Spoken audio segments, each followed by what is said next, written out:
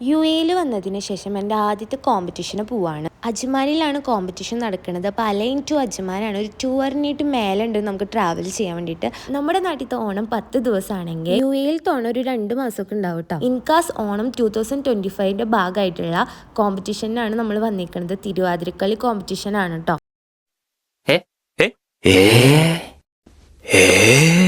നമ്മൾ അലയിൽ നിന്ന് വന്നുകൊണ്ട് നമ്മളാണ് ലേറ്റായിട്ട് എത്തിക്കണം. അപ്പോൾ വേഗം റെഡി ആവണം.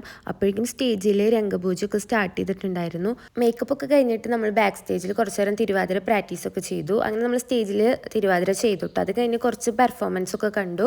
ഫുഡ് കഴിക്കാൻ പോയി. നാട്ടിലെ പോലെ തന്നെ ഇവിടെയും കുറേ നേരം ക്യൂ നിന്നിട്ടാണ് കേട്ടോ നമുക്ക് ഫുഡൊക്കെ കിട്ടിയത്.